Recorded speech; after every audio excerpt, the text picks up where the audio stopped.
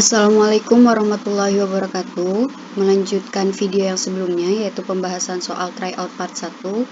Kini kita lanjut ke pembahasan soal tryout part 2, dimulai dari soal nomor 11 sampai dengan soal nomor 20. Soal nomor 11, bila MA sama dengan 200 gram, MB 150 gram, dan MC 300 gram, urutan besarnya usaha dari kecil ke besar pada ketiga balok adalah titik-titik-titik. Nah, di sini MA, MB, dan MC ditarik dengan gaya yang berbeda, kemudian membentuk sudut yang berbeda, dan di sini ada nilai S, artinya perpindahan. Nah, nilai perpindahannya juga berbeda-beda. Apabila diminta untuk mengurutkan besar usaha dari kecil ke besar, maka langkah yang pertama itu kita harus menghitung besar usaha dari masing-masing A, B, C yang ada ini, gitu ya. Nah, caranya itu adalah kita ambil komponen gaya yang searah dengan arah pergerakannya. Nah, apabila ketiga balok ini ditarik dengan gaya F, kan dia akan bergerak ke kanan ya. Maka kita ambil komponen gaya dari gaya yang bekerjanya itu yang searah dengan sumbu X. Maka di sini nilai untuk MA sendiri ini F cos 37. Ingat, apabila panah ini dengan panah yang lama mengapit sudut, maka nilainya adalah cos. Jadi untuk yang A itu adalah F dikali cos 37. Untuk yang B, F cos 53. Untuk yang C, F cos 60. Disesuaikan dengan sudut yang bekerja.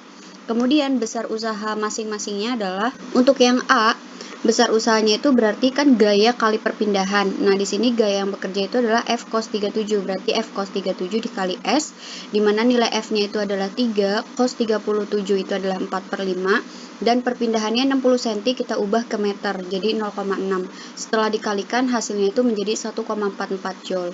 Untuk yang B juga sama, tinggal diubah besar sudutnya, kemudian besar gayanya, dan perpindahannya itu jadi 0,75. Hasilnya itu berarti 0,9 joule. Untuk yang C, di sini perpindahannya itu adalah 100 cm, berarti S-nya itu sebesar 1 meter. Kemudian F-nya itu 4, cos 53, ini harusnya cos 60. Cos 60 itu nilainya setengah, maka nilai hasil kalinya itu adalah 2 joule. Jadi apabila diminta untuk mengurutkan besar usaha dari kecil ke besar, berarti urutannya itu adalah B, A, C.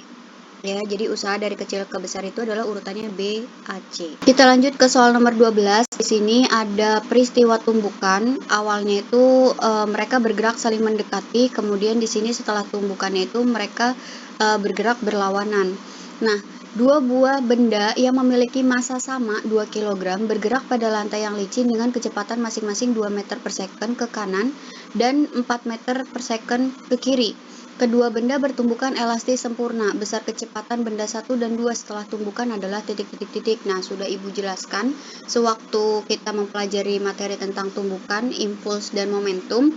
Nah, di sini apabila peristiwanya itu yang terjadi adalah tumbukan lenting sempurna, ingat ya, apabila tumbukan lenting sempurna, kemudian massa kedua benda itu sama, maka kecepatan kedua benda setelah tumbukan itu tinggal tukeran.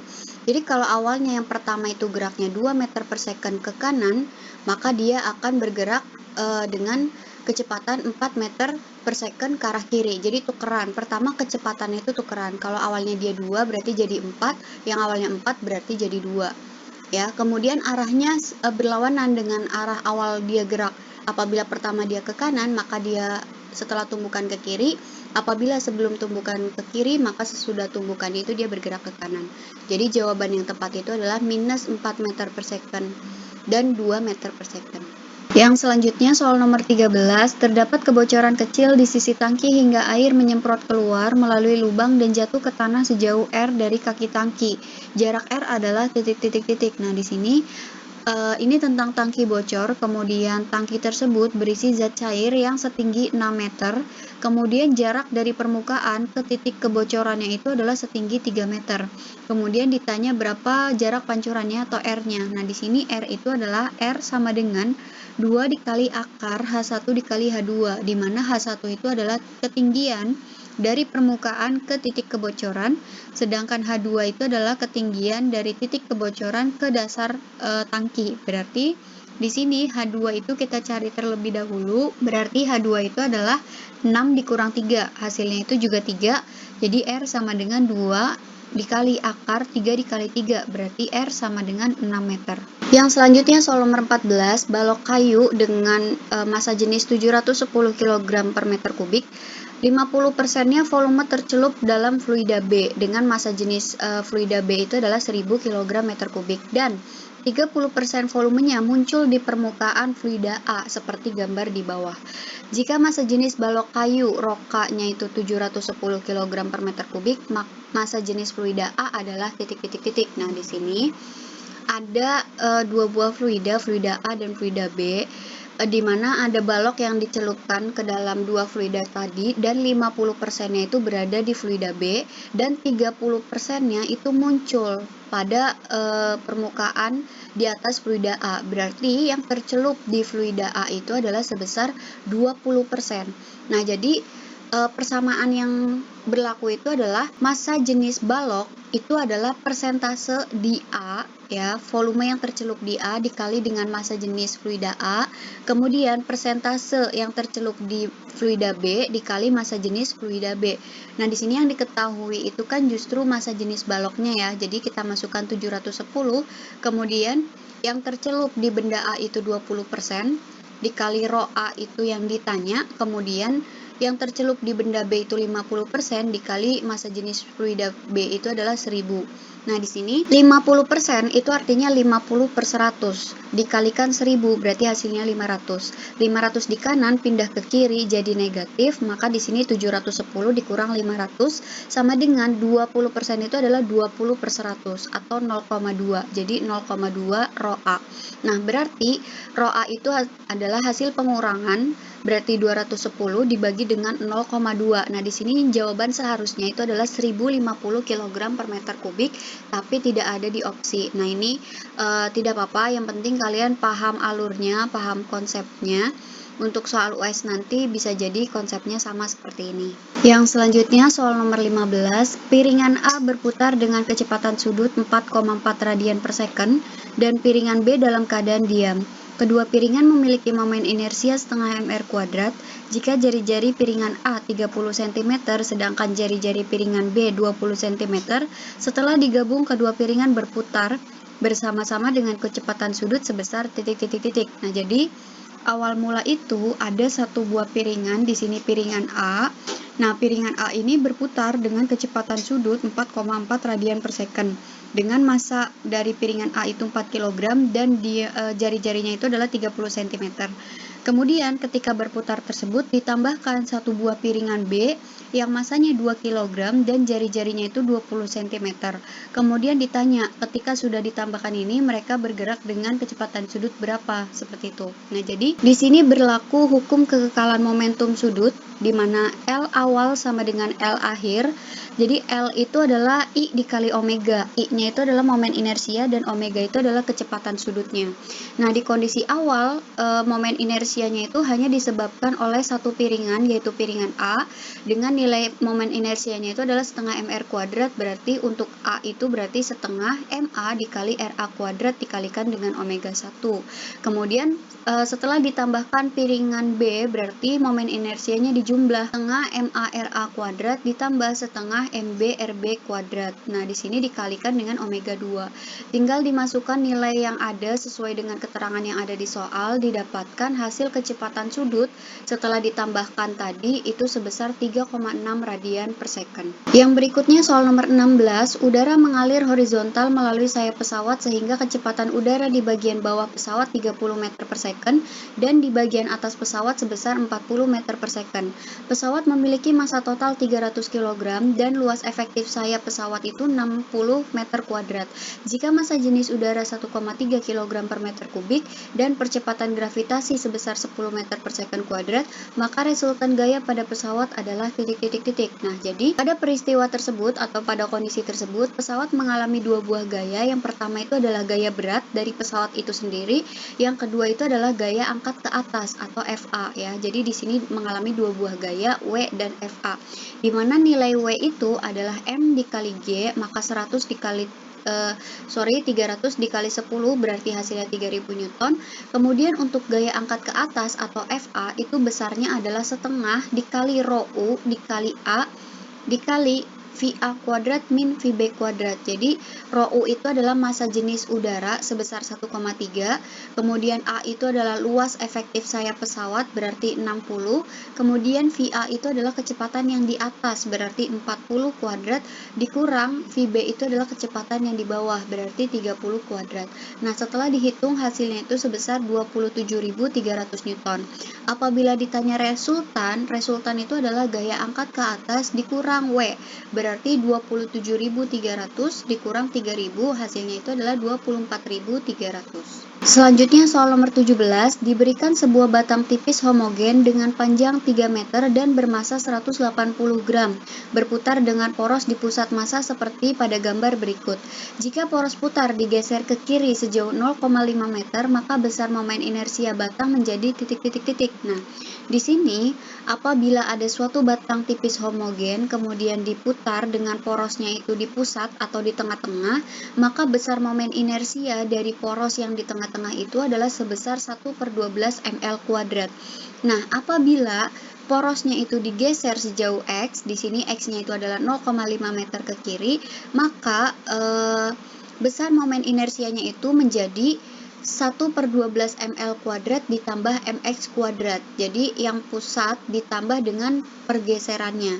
Jadi di sini apabila digeser sejauh X, di mana X-nya itu adalah 0,5 meter dari pusat, maka di sini besar momen inersianya menjadi 1/12 ml kuadrat ditambah mx kuadrat. Dengan nilai M-nya itu harus dalam kilo, maka 180 gram diubah menjadi kilo menjadi 0,18 dan L-nya itu atau panjangnya harus dalam meter.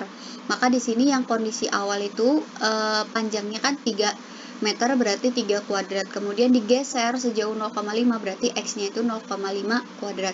Nah, di sini setelah dihitung hasilnya itu adalah sebesar 0,18 kg meter kuadrat. Yang selanjutnya soal nomor 18, di sini ada sistem pegas gambar A dan gambar B. Kemudian keterangannya, jika kelima pegas bernilai identik, perbandingan konstanta pengganti pegas A dan B adalah titik-titik-titik. Nah, jadi di sini kita harus mengerti posisi pegasnya itu apakah dia tersusun secara seri atau paralel atau campuran. Nah, untuk kedua gambar ini dia posisinya tersusun secara campuran, di mana gambar A ini di sini yang ke bawah K ada 3 buah ini berarti dia disusun seri, yang 2 ini juga dia disusun seri. Berarti kita cari dulu hasil dari serinya itu adalah 1/KS1 untuk yang 3 pegas, 1/KS2 untuk yang 2 pegas. Nah, di sini tinggal dijumlahkan 1/K ditambah 1/K ditambah 1/K berarti hasilnya 3/K. Nah, KS1-nya sendiri berarti dibalik ya kan, karena ini 1/KS1 3/K berarti KS1-nya itu jadi dibalik K/3. Nah, begitu juga dengan yang seri yang 2 ini ya.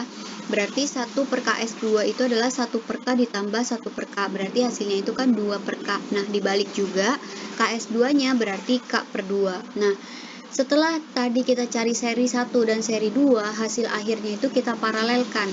Berarti K sama dengan KS1 ditambah KS2, berarti K/3 ditambah K/2. Kita samakan penyebut, maka hasilnya itu jadi 5K/6 ya. Jadi apabila seri ke bawah itu 1/, apabila paralel ke samping itu tinggal dijumlah. Nah, yang berikutnya untuk gambar B, 3 pegas yang atas ini di atas disusun secara paralel, berarti kita jumlahkan KP sama dengan K ditambah K ditambah K, berarti hasilnya itu adalah 3K. Setelah kita paralelkan dengan yang bawah itu berarti dia seri, maka 1/K sama dengan 1/3K ditambah 1/K ditambah 1/K. Nah, di sini hasilnya itu setelah samakan penyebut berarti 7/3K. Nah, kita balik berarti K-nya itu adalah 3K/7. Nah, karena kalian diminta untuk membandingkan antara A dan B, nah di sini jangan sampai terbalik. Apabila diminta KA banding KB, maka 5K/6 banding 3K/7 atau 5K/6 dikali 7/3K. Di sini nilai K-nya bisa kita coret, 5 kali 7 35, kemudian 6 kali 3 itu 18. Nah, karena tidak bisa disederhanakan lagi, maka hasil pembagiannya atau perbandingannya itu adalah 35 banding 18. Nomor 19, berdasarkan grafik di bawah, banyaknya kalor yang dibutuhkan oleh 5 kg es dari proses B ke D adalah titik-titik-titik. Nah, di sini ada sebuah grafik. Kemudian kalian diminta menghitung besar kalor proses dari B ke D, berarti dari B ke C, kemudian dari C ke D. Fokusnya hanya itu saja. Apabila kalian diminta dari awal, berarti ya dari A ke B, dari B ke C, kemudian dari C ke D. Tapi karena diminta dari B ke D saja, maka di sini ada nilai kalornya itu adalah Q1 ditambah Q2. Q1 itu proses dari B ke C, Q2 itu adalah proses dari C ke D. Maka di sini proses dari B ke D, grafiknya lurus ya, itu berarti perubahan wujud. Sedangkan kalau misalkan grafiknya miring, itu berarti adalah perubahan suhu. Apabila perubahan wujud berarti M dikali L. Kemudian apabila perubahan suhu itu adalah M dikali C dikali delta T. Untuk L, kita lihat prosesnya. Apabila melebur, berarti masukkan kalor lebur. Nah, untuk C, kalor jenis, itu mengikuti prosesnya. Dari wujudnya saat itu apa? Misalkan di sini dari C ke D. Nah, dari C ke D itu posisinya sedang berada pada wujud air. Berarti C-nya itu adalah C air, kalor jenis air. Nah, apabila dari A ke B, itu kan minus 10 ke 0. Berarti wujudnya itu adalah S. Berarti nanti untuk MC delta T, C-nya itu kita masukkan nilai C dari S atau kalor jenis S. Nah, di sini balik lagi ke Q1 dan Q2 tadi. Q1 perubahan wujud berarti M dikali L. Q2 perubahan suhu berarti M dikali C dikali delta T dengan nilai C-nya itu adalah C air, kalor jenis air. Tinggal dimasukkan nilai sesuai dengan yang ada di keterangan soal. Yang perlu kalian lakukan itu adalah melihat satuannya. Apabila digunakan Joule kilogram derajat Celcius, berarti sesuaikan masanya itu harus dalam kilogram dan suhunya itu harus dalam Celcius. Nah, tinggal dimasukkan nilainya. Di sini didapatkan hasilnya itu adalah 1.890.000 Joule. Soal yang terakhir yaitu tentang siklus Carnot. Berdasarkan gambar berikut, agar efisiensi mesin Carnot naik 10% maka titik-titik-titik. Nah, di sini kalian diminta untuk mencari ketentuan ketika diminta efisiensinya itu adalah naik 10%. Maka langkah awal yang harus kalian lakukan itu adalah mencari efisiensi dari kondisi awalnya itu seperti apa. Nah, di sini kondisi awalnya T1 atau suhu yang tinggi itu bernilai 327 derajat Celcius, kalian ubah ke Kelvin berarti ditambahkan 273, maka nilainya menjadi 600 Kelvin. Kemudian T2 atau suhu rendahnya di sini 87 derajat ditambah 273, maka hasilnya itu adalah 360 Kelvin. Nah, untuk efisiensi sendiri itu adalah suhu tinggi dikurang suhu rendah dibagi dengan suhu tinggi dikali 100%. Berarti di sini 600 dikurang 360 dibagi 600 dikali 100%, hasilnya itu adalah sebesar 50%. Nah, apabila diminta untuk menaikkan efisiensi 10%, berarti efisiensi yang diminta itu nanti hasilnya harus 60%, ya. Apabila efisiensi naik 10% dari 50%, artinya efisiensi yang diminta itu harus menjadi 60%. Nah, sudah Ibu jelaskan pada video yang sebelumnya juga, untuk menaikkan efisiensi kita naikkan suhu awalnya. Kemungkinan dari opsi yang ada itu dinaikkan T1-nya sebesar 120 derajat atau suhu tingginya itu dinaikkan 120 derajat, maka dari 600 tadi ditambah 120 itu menjadi 720 Kelvin. Kemudian kita cek apakah efisiensinya menghasilkan 60%. Apabila iya, berarti jawaban yang menaikkan suhu T1 menjadi menaikkan T1 sebesar 120 derajat Celcius dari semula itu adalah jawaban yang benar. Sekian video pembahasan soal tryout part 2. Insya Allah akan dilanjutkan dengan part yang berikutnya. Sekian, wassalamualaikum warahmatullahi wabarakatuh.